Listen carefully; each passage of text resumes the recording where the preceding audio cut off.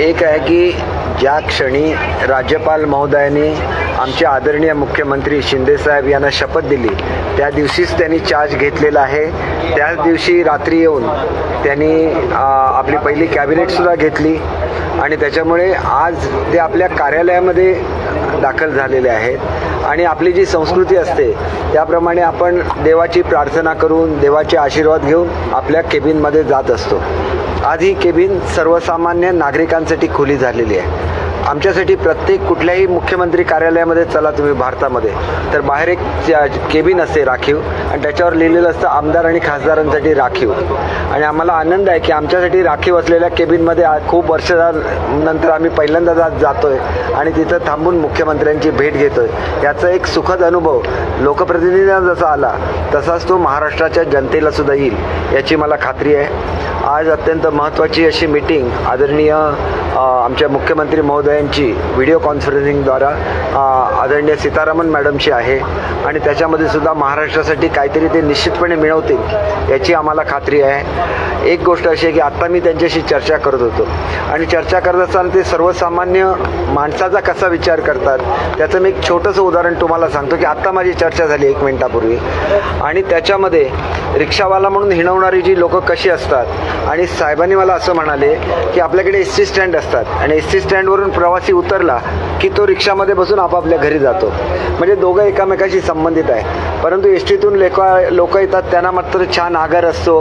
मात्र ते रिक्षावाले बाहेर तळमळत उभे असतात. उन्हामध्ये रिक्षा असतात, रिक्षा तापलेल्या असतात, त्याच्यामध्येच ते बसलेले असतात. आपल्याला तात्पुरता का होईना त्यांना असा निवारा छोटासा एस-टीच्या आवारामध्ये करून देता येईल का हा सुद्धा विचार त्यांच्यामध्ये येऊ शकतो. त्याच्यासाठी तो वेगळा प्लान आता ते बनवणार आहेत, योजना बनवणार आहेत. परंतु हा फरक असतो की रिक्षावाला म्हणून हिणवण्यामध्ये आणि रिक्षावाल्यांची दुःख समजणाऱ्यामध्ये हा फरक असतो आणि तो फरक महाराष्ट्राच्या जनतेला जाणवेल एवढंच या निमित्ताने त्यांना शुभेच्छा देताना मी सांगितलं. आशीर्वाद घ्यायला जसं आम्ही एक मोठी लढाई आज जिंकलेलो आहेत मी सुद्धा आता शिर्डीला निघालो साईबाबांचे आशीर्वाद घ्यायला. शेवटी आम्ही देवाला मानणारी लोक आहोत.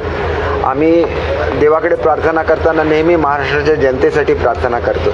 एक मोठं संकट महाराष्ट्रावर येऊ घातलेलं आहे ते आपले रेड अलर्ट सगळीकडे पावसाचे जारी केलेले आहेत आणि अशा परिस्थितीमध्ये एक मुख्यमंत्री की ज्यांनी प्रत्येक पालक सचिवाला त्या जिल्ह्यामध्ये पाठवलेलं आहे तिथला आढावा घ्यायला तिथल्या लोकांना दिलासा द्यायला.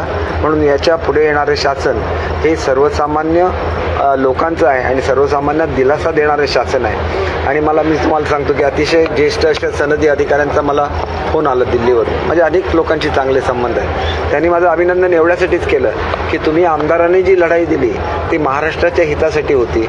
महाराष्ट्राचा गाडा आता पुन्हा एकदा रुळावर येईल आणि महाराष्ट्राची जी पास्ट ग्लोरी ते मला पास्ट ग्लोरी म्हणाले इंग्लिशमध्ये म्हणजे महाराष्ट्राचं गतवैभव आता पुन्हा एकदा महाराष्ट्राला प्राप्त होईल. ही प्रत्येक महाराष्ट्रावर प्रेम करणाऱ्या माणसाची भावना आहे, व्यक्तीची भावना आहे. भारतामध्ये कुठेही राहो त्यांची भावना आहे आणि ती भावना याच्यामधून दिसली मला. एवढंच मला ह्या ठिकाणी सांगतो. आता तुम्ही म्हणालात काही वेळापूर्वी की मुख्यमंत्री जालन्यात जाऊन मुख्यमंत्र्यांना भेटण्याचा आनंद झाला. याच्या आधी हा आनंद पासून वंचित होतो तुम्ही? हे बघा मी अनेक मुख्यमंत्री महोदयांबरोबर काम केलं. आता मी 13-14 वर्ष आमदार आहे.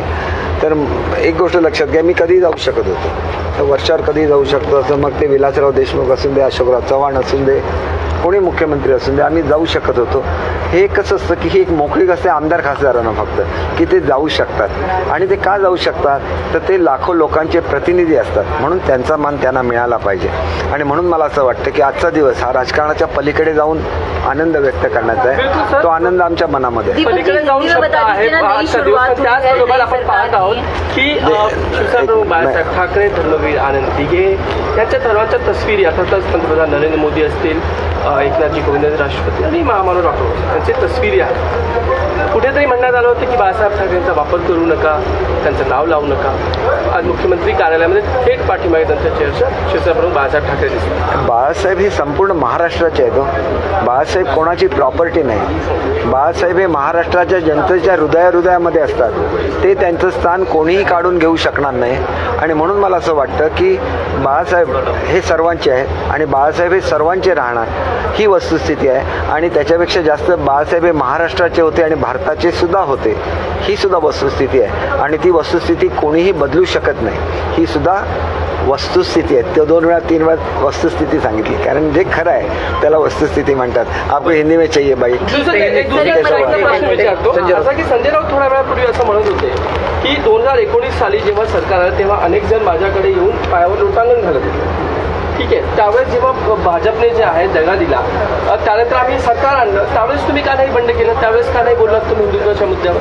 आता तुम्ही सगळे आणि दुसरं मत ते म्हणतात की तुम्ही प्रत्येक वेळेस वेगवेगळे कारणं सांगतात. काय ते एकदा ठरवा, तुमचाच गोंधळ होतो. एक तर असं आहे की अनेक गोष्टी राऊतांना माहितीही नसतात की काय चाललेल्या आहेत त्या. मी असं म्हटलं तर चुकीचं ठरेल, पण ते स्वतःला खूप जवळचे समजतात. तसं नसतं. ते खूप जवळचे पवारसाहेबांचे असतील. उद्धव साहेबांच्याबद्दल किती प्रेम करतात ह्याचे मला खरोखर माहिती नाही. आणि त्याच्यामुळे मला एवढंच सांगायचं आहे की आम्ही हा विचार आज नाही सांगितला. मी स्वतः तर 4-5 महिने झाले आणि मला जेव्हा जाणीव झाली की शिवसेना धोक्यामध्ये येते त्या दिवसापासून माझे प्रयत्न चालू होते साहेबांचं मन वळवण्यासाठी. आणि हे आज सांगायचं, आम्ही का जाहीर सांगायचं, आमच्या नेत्याशी आम्ही काय बोलतो हे आम्ही जाहीर का सांगायचं. आम्हाला माहिती होतं की महाराष्ट्रामध्ये काय चालू आहे आणि आम्ही हे आमच्या नेत्यांच्या कानावर घालणार. आम्ही राऊतांच्या कानावर का घालणार. आणि त्यांच्या पायावर लोटांगण घालण्यापैकी मी कधीच नव्हतो. मी कधी मंत्री बनवा म्हणून उद्धव साहेबांना भेटलं असेल तर त्यांनी सांगावं, किंवा एकदा मंत्री होतो आणि दुसऱ्याला मंत्री करा म्हणून सांगायला कधी गेलं त्यांनी सांगावं. असं कधी होत नाही. मी जो लढा कोकणात दिला होता त्याचं लक्षात घेऊन त्यांनी जेव्हा मला पहिल्यांदा मंत्री केलं त्यावेळेला त्यांनी मला बोलवून सांगितलं की मी खरं तर तुम्हाला कॅबिनेट मंत्री करणार होतो, परंतु बरोबर जी लोक आहेत त्यांनी बाळासाहेबांच्या बरोबर काम केलं. त्याच्यामुळे माझं कर्तव्य आहे की मला थोडी कॅबिनेट पदं मिळाली, त्यामधली पहिली बाळासाहेबांच्या सहकार्यांना देणं हे माझं कर्तव्य आहे. आणि म्हणून आम्ही उद्धव साहेबांवर प्रेम करतो. उद्धव साहेबांवर प्रेम का करतो, त्यांनी हे मला बोलून दाखवलं, मला आनंद झाला. कॅबिनेट मंत्रीपद गेल्याचा आनंद होता मला. भाजपने केंद्रीय म्हणजे कॅबिनेट मंत्री बनवलं असतं, कोकणचा इन्चार्ज बनवलं असतं, कारण मोदी साहेब स्वतः मला त्यांच्या हस्ते मी प्रवेश करणार म्हणजे बोलवलं होतं मला प्रवेश करायला. परंतु ते सोडून मी शिवसेनेमध्ये ज्याला आलो त्याला आमच्यासारखी लोक हे ऐकून घेण्यासाठी आली नाहीत. म्हणून मी राऊत साहेबांचं उत्तर दिलं. नंतर मी कोणाचं उत्तर देते आज सुद्धा सांगतो की तुम्ही एका खासदाराला ज्यावेळेला काढता गटनेते पदावरून संपूर्ण महिला वर्गाचा तुम्ही अपमान करता. 5-5 वेळा ज्यांनी तुमचा झेंडा उंच त्या ठिकाणी ठेवला, खासदार झाल्या, आज त्या भावनाताईंना तुम्ही काढलं. आम्हाला दुःख आहे ना. आम्ही ज्याला कुठेही जातो भावनाताई आल्या तिथून येणार माझी चौकशी करणार. आम्ही सुद्धा त्यांना ताई मानतो ना. खासदार आणि तुमचं राजकारण काय असेल ते असेल. तुम्ही शिंदे साहेबांना अगोदर काढलं पदावरून गटनेते पदावरून आणि नंतर त्यांना भेटायला तुम्ही मिलिंद नार्वेकरांना पाठवलं. हा न्याय होऊ शकत नाही. आधी जखम करायची आणि नंतर त्याच्यावर मलम लावायचं असं ॲडवाईज करणारी जी लोक आहेत त्यांनी खऱ्या अर्थाने शिवसेनेची हानी केलेली आहे. म्हणून आधी भावनाताईंना काढायचं त्या पदावरून आणि भावनाताई तुमच्यापासून लांब जायला लागल्या किंवा आणि इतर खासदार जायला लागले मग माणसं पाठवायची. याच्यापेक्षा वेळी सावध व्हा.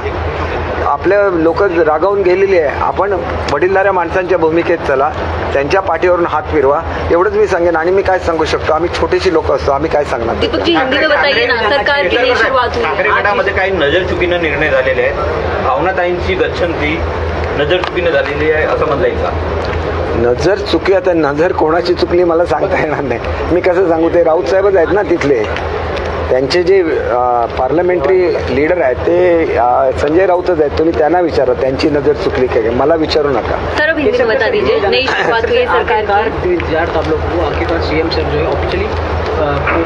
नहीं देखिए ये आपकी सोच है कि ये आज पदभार ले रहे हैं. जिस दिन गवर्नर साहब ने उनको शपथ दी, गोपनीयता की शपथ दी, वो शपथ लेने के बाद वो सीधा यहाँ आ गए मंत्रालय में और उन्होंने अपना पहला कैबिनेट लिया. तो उन्होंने तब से पदभार संभाला है जब उन्होंने शपथ ली. और उनके साथ फडणवीस साहब भी थे.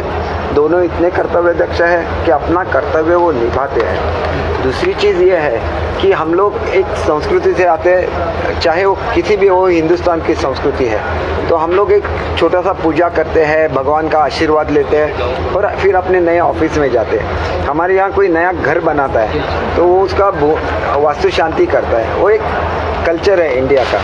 तो ये कल्चर है, उस हिसाब से वो आज सीएम ऑफिस में जा रहे हैं. तो एक छोटा सा पूजा था जो किया था कि आगे चल के उनके हाथ से महाराष्ट्र का बहुत बड़ा हित हो जाए. और वो एक ऐसे नेता है कि जो हमेशा दूसरे के बारे में सोचते हैं. समझिए, उनको किसी ने रिक्शा वाला बोल के ये किया था, मतलब कम करने की कोशिश की थी।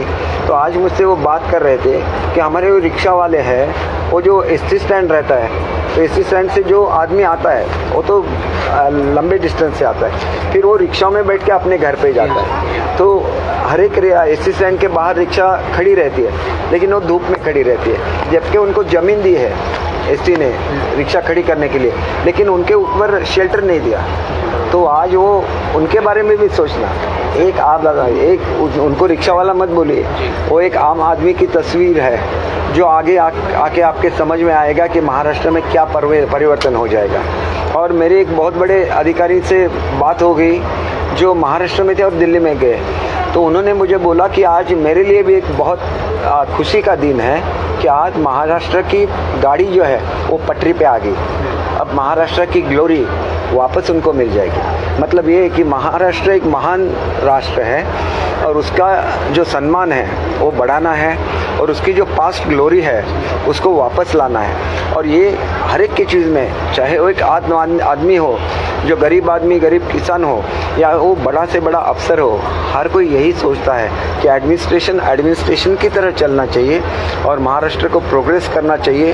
ये पॉलिटिक्स की कुर्सी नहीं है, ये एडमिनिस्ट्रेशन की कुर्सी है और वो कुर्सी सही ढंग में चलनी चाहिए और यही हमारे लिए लोकशाही में हमारा कर्तव्य है। दीपक जी, एक सवाल है मेरा कि आपका जो शिंदे गुट है वो और भी ज़्यादा मजबूत हो रहा है, क्योंकि उद्धव ठाकरे के साथ जो विधायक है वो लोग भी आपसे जुड़ना चाहते हैं, इस तरह की जानकारी सामने आ रही है, उसको लेकर क्या कहेंगे आप?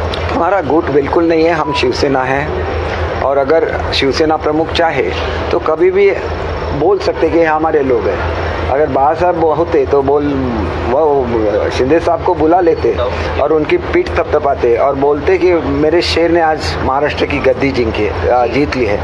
ये उनका बड़ा हृदय था। तो बड़ा हृदय होना भी एक महाराष्ट्र की खासियत है, वो बड़ा हृदय दिखाना चाहिए। सर, कुछ जो विधायक है वो भी आप लोगों के संपर्क में हैं क्या, जो बाकी अभी तक नहीं? देखिए, हम ऐसा कभी, शिंदे साहब ने भी कभी भी ऐसी कोशिश नहीं की है, लेकिन आपने देखा कि एक MP है राहुल शेवाले जी, उन्होंने एक खत लिखा उद्धव साहब को कि हमें बीजेपी के जो कैंडिडेट है, हमारे जो मुर्मू मैडम है जो खड़ी हुई है, वो उनको राष्ट्रपति के लिए वोट करना चाहिए। देखिए, ये भावना है एक आदिवासी महिला के लिए, जो हर किसी की भावना होनी चाहिए, ना कि उन्होंने बोलना चाहिए हर MP ने वो वोट भी डालना चाहिए। और अगर बाला साहब होते तो बाला साहब बोलते कि चाहे कुछ भी हो, आज हम इनको ही वोट डालेंगे, इसको बाला साहब बोलते हैं, इसीलिए बाला साहब का फोटो हर जगह पे रहता है। सर, आज संजय राउत ने एक बार फिर बयान दिया, उन्होंने कहा कि अगर शिवसेना जो है अगर बीजेपी से जाना तो 2019 में क्यों नहीं किया, क्या वजह? वो उसका जवाब उनको देना पड़ेगा। आपने जो इलेक्शन लड़ा था वो सेना BJP युति अलायंस करके आपने लड़ा था, फिर आप क्यों गए? और आप बोलते कि आप उस आघाड़ी के शिल्पकार हैं, तो आप ही जिम्मेदार है इसके लिए। आप खुद को शिल्पकार बोलते तो आप ही जिम्मेदार है। भावना गौरी को लेकर जो कार्रवाई की गई है उसको लेकर क्या कहेंगे? देखिए, एक ऐसा है कि भावना जी को मैंने बहुत करीब से काम करते हुए देखा है।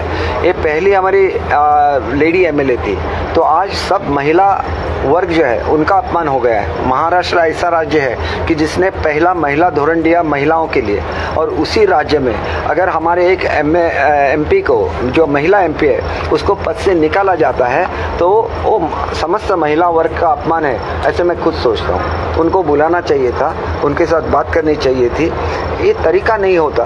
देखिए, शिंदे साहब को पहले निकाल दिया और फिर उनके पास मिलने के लिए आदमी भेज दिए, तो आप पहले जख्म बनाते हैं और फिर उसमें मलहम लगाते हैं। यही वो शायद राउत जी, वो उनके लीडर है, वो उनको बताते होंगे कि पहले जख्म बनाओ तो उनको मलहम की ज़रूरत लगेगी, फिर आप मलहम भेज दो।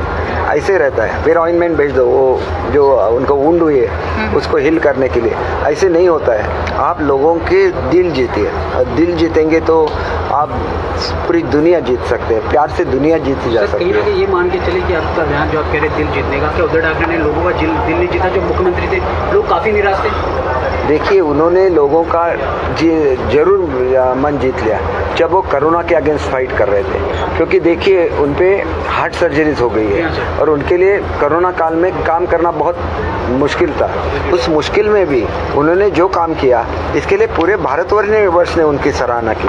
तो मैंने कहाँ बोला कि उन्होंने अच्छा काम नहीं किया?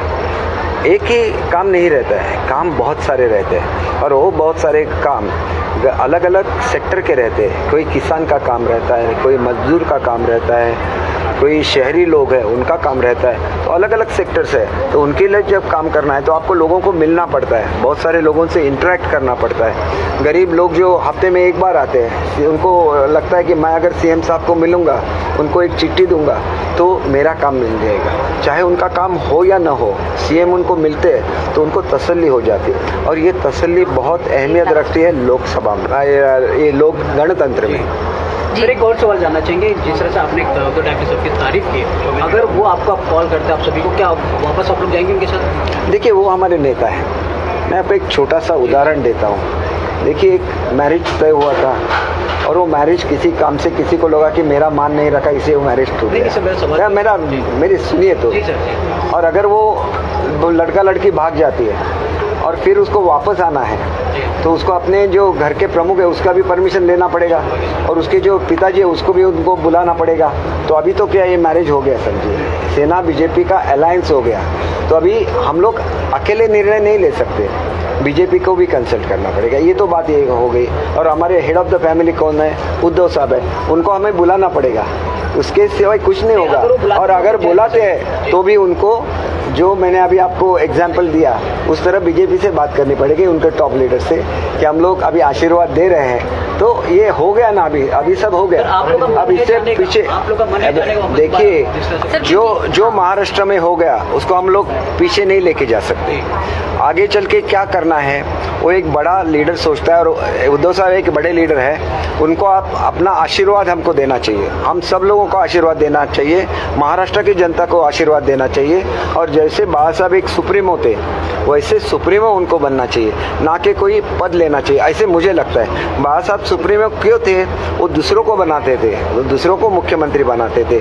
जब कोई स्टेट में भी, अभी देखिए गुजरात में एक समस्या हुई थी और उस वक्त भी उन्होंने बात की थी टॉप लीडरशिप से कि ये नहीं होना चाहिए, तो उनका लोग सुनते थे, क्योंकि वो कोई अपने हित की बात नहीं करते थे, वो जनता के हित की बात करते थे, हिंदुत्व के हित की बात करते थे। वही आखिरी सवाल है हमारा कि असली शिवसेना को लेकर लगातार सवाल उठ रहे हैं, उसको कब तक वो चीज पर्दा कब तक? देखिए असली और नकली शिवसेना बिल्कुल नहीं रहती है। हमारा शिवसेना वो विधिमंडल का गठ है और वो गठ हमारा रहेगा, आज जो सत्ता में है। तो हम लोग आज शिवसेना बीजेपी करके सत्ता में है, उन्हें साथ में चलना है या नहीं ये उनको सोचना चाहिए, उनको आशीर्वाद देना है या नहीं वो उनको सोचना चाहिए। आखिरी सवाल और जाना चाहिए, आपने जिस तरह लड़का लड़की का उदाहरण दिया, लड़का लड़के मैंने फैमिली का उदाहरण दिया, मैंने लड़का लड़के का नहीं दिया, फैमिली का उदाहरण दिया।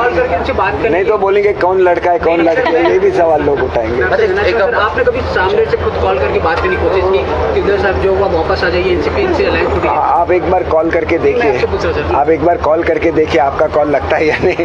केसरकर साहेब, मुख्यमंत्र्यांच्या दालनामध्ये पहिल्यांदाच अनंत दिघे यांचा फोटो लावण्यात आलेला आहे, आपली काय भावना आहे आजच्या दिवशी? कारण आतापर्यंत या दालनांमध्ये वेगवेगळ्या विभूतींचे फोटो होते, आज पहिल्यांदा अनंत दिघे यांचं सुद्धा फोटो जो आहे तो दालनात लावण्यात आला। आपण म्हणतो गुरुर ब्रह्मा गुरुर विष्णू गुरुर्देव महेश्वरा, मग आपल्या गुरुचा फोटो आपण लावायचा नाही का?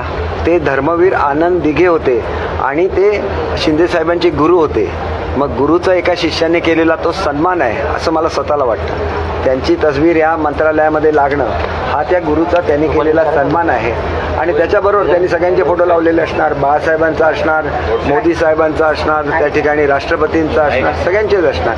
त्याच्यामुळे तो एक गुरुचा शिष्याने केलेला सन्मान आहे असं मी स्वतः समजतो। साहेब शेवटचा प्रश्न, उद्धव साहेबांनी तुम्हाला सर्वांना परत बोलवलं, तर यावरती तुमची आता भूमिका काय असणार हे मराठीत सांगा। अहो भूमिका मी तुम्हाला एवढंच सांगितलं की आपण ज्याला एखाद्या कुटुंबामध्ये असा प्रसंग येतो, आणि आता काय झालेलं आहे की आम्ही ऑलरेडी सत्तेमध्ये शिंदेसाहेब आले, त्यांच्याबरोबरचे सगळे हे आणि बीजेपी एकत्र आले, म्हणजे नवीन एक कुटुंब तयार झालं। आता या कुटुंबामध्ये जर परत जायचं असेल तर त्या कुटुंबामधले आज आम्ही एकटे नाही आहोत, आमच्याबरोबर बीजेपीसुद्धा आहेत। आम्हाला बोलवताना त्यांना बीजेपीशी सुद्धा चर्चा करायला लागेल, आम्हाला आशीर्वाद द्यायला लागेल, आणि जे कोण असं मध्यंतरी हे का घडलं आणि त्याला जे लोक जबाबदार आहेत त्यांना कुठेतरी, तुम्ही असं म्हणत नाही की शिवसेनेतून काढून टाका, पण त्यांना थोडं तरी बाजूला ठेवा। नाहीतर अनेक लोक असे आहेत की जे आम्ही ज्याला आमची कामं घेऊन यायचो त्याला काही लोक यायचे आणि सांगायचे तुम्ही आमच्याकडे ही कामे द्या, आम्ही ते उद्धव साहेबांना सांगतो। त्याच्यासाठी आम्ही आमदार नाही झालो। आमदार म्हणून आमचा अधिकार कोणाचा आहे? तर आमचे मुख्यमंत्री आमचे प्रतिनिधी असतात। आम्ही ज्याला आमचा ॲप्लिकेशन आहे तो त्यांच्या हातात देऊ, आम्हाला एक समाधान असतं की योग्य व्यक्तीच्या हातात पाठवलं. कोणीतरी एजंटमध्ये येईल आणि आम्हाला सांगेल माझ्याकडे अर्ज द्या, तो त्याचा अधिकार नाही, तो मुख्यमंत्र्यांचा अधिकार आहे, तो कोणाला देता येत नाही. हे आपण लक्षात घ्या. तो एक भावनेचं ते बंधन आहे, हे बंधन कुठे सुटतं. पण तुम्हाला सिद्धिविनायकाचं दर्शन घेतलं, आज तुम्ही शिर्डीला जाताय, काय मागणं आहे? मी आभार मानायला जातोय साईबाबांचे की आमची लढाई सर्वसामान्य माणसांसाठी होती. साईबाबांच्या कृपेने ती पूर्ण झालेली आहे, म्हणून साईबाबांचे आभार मानणार आणि या सरकारकडून खूप चांगलं काम गरीब लोकांसाठी हो म्हणून प्रार्थनासुद्धा करणार. केवळ शिर्डीला नाही जाणार तर पंढरपूरला सुद्धा जाणार. मी देवभक्त आहे म्हणून असं बोलू शकतो. देव तुमच्या तोंडूतून वधवत असतो. मला एवढी बुद्धी नाही की मी हे बोलू शकेन, परंतु मी का बोलू शकतो. मी तुम्हाला एक उदाहरण सांगतो छोटंसं. तुम्हाला वाटेल की मी मोठ्या मोठ्या मुलाखती देतो म्हणून. ज्याला महात्मा गांधी इंग्लंडमध्ये गेलेले होते त्यावेळेला तुम्हाला माहिती आहे विन्स्टन चर्चिल जगामध्ये सगळ्यात जास्त कोणाचा द्वेष करत असतील तर ते महात्मा गांधींचा करायचे. आणि म्हणून ते तुमच्यासारखे पत्रकार त्यांचे मित्र होते, कारण ते पंतप्रधान होते, तर ते आपल्या पत्रकारांना पाठवायचे हा प्रश्न तू विचार म्हणून. आणि त्यांनी एक प्रश्न महात्मा गांधींना विचारला की रेल्वे आल्यामुळे भारत देश एक झाला, त्यामुळे रेल्वे पोस्ट हे फार महत्त्वाची खाती होती. पोस्ट ऑफिस झाल्यामुळे तुमचा पूर्ण भारत देश एकामेकाला जोडला गेला, रेल्वेमुळे जोडला गेला. तुमची जी यंत्रणा आहे ज्याला आपण IAS म्हणतो, त्या काळामध्ये त्याला वेगळं नाव होतं, तर ते आम्ही घडवलं. जर आम्ही नसलो तर तुमचा देश चालवणार कोण. महात्मा गांधींनी 2 मिनटं विचार केला, कारण कठीण प्रश्न होता. त्यांनी सांगितलं की माझा देव माझा देश चालवेल. आणि त्यांच्या शब्दामध्ये खूप खूप गूढ असा मतितार्थ लपलेला होता. अनेक संकटं आली परंतु आपला देश तुटला नाही. याचं कारण असं आहे की आमच्यावर ज्याला संकट येतं त्याला आम्ही म्हणतो की देव परीक्षा बघतोय. आम्ही ऑप्टिमिस्टिक असतो, आम्ही म्हणतो की देव चांगले दिवस दाखवेल.